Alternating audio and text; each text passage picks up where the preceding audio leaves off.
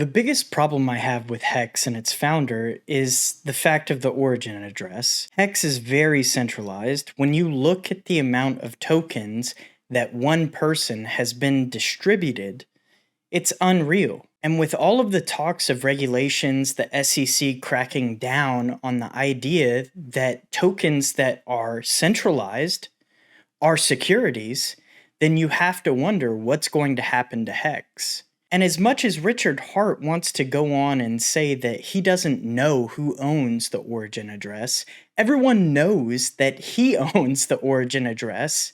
With all of the things that he buys, you know the only way he bought those things, Lamborghinis, Gucci suits, watches, Rolex watches, all of these things came from the Ethereum that people pumped into HEX. He can say all of these things about the fact that he was a millionaire or a billionaire before he created HEX, but there's no proof of that. He's never shown any proof of that. And it's probably because he can't, because he wasn't as rich as he said he was.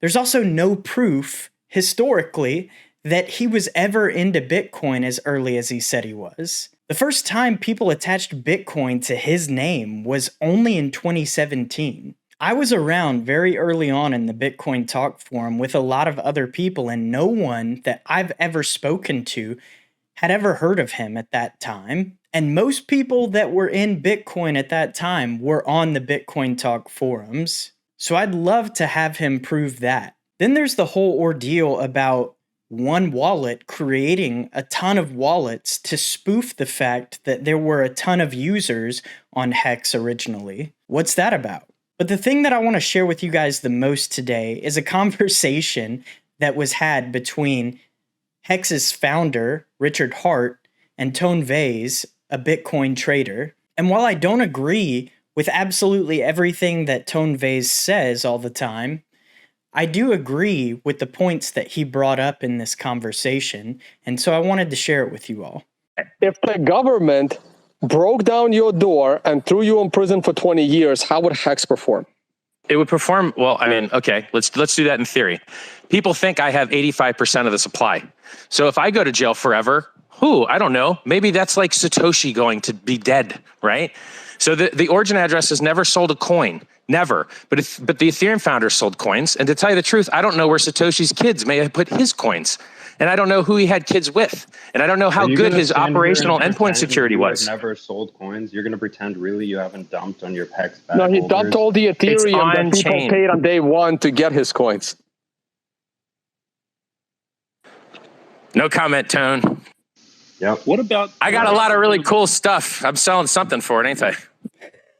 So let's just unpack what was just said there, because it probably gets overlooked a lot, and it was very, very short. Richard Hart is saying that he sold all of the ETH that was traded for HEX initially, which means that he dumped all of that ETH that was given to the origin address to sell HEX. So while he might not have sold the HEX itself, he sold the more valuable asset, Ethereum, which only solidifies the fact that this is more of an elaborate Ponzi scheme. People gave Richard a valuable asset, and in return, he gave them IOUs in the HEX token. He went out and sold the valuable asset and bought a bunch of really expensive things. And I'm sure there's going to be a ton of HEX people in the HEX community, the Hexicans, whatever they call themselves these days, that will give me a ton of hate because I know it's coming. But you can't deny these things anymore. There's video proof of him saying these things. And all of the other things that I discussed are proven on the blockchain itself. You can go and see all of these accounts that were made by the origin address to spoof the amount of account holders. You can go and see how much the origin address currently has. You have to do a little bit of digging, but all of the evidence is there. The last question that I want to impart on you guys is, if the way that he markets this all the time, which he does, is to say, oh, look at how well this asset has performed. I did this, I did that. The token pumped so much. Well, it's down 91% right now. So can you really continue saying that pumpamentals work? That fake made-up term is the most BS I've ever heard from anybody creating anything in the crypto industry. And you can't use the current bear market as an excuse. The fact of the matter is, the HEX token is incredibly inflationary and will continue to go down in value over time. Just look at the US dollar, which continues to go down in value year over year. The HEX token is much more inflationary than that. It's not very difficult to pull out a calculator and say, hey, this math doesn't add up. So I'll just leave you with that. If you enjoyed today's video, please be sure to hit that like button.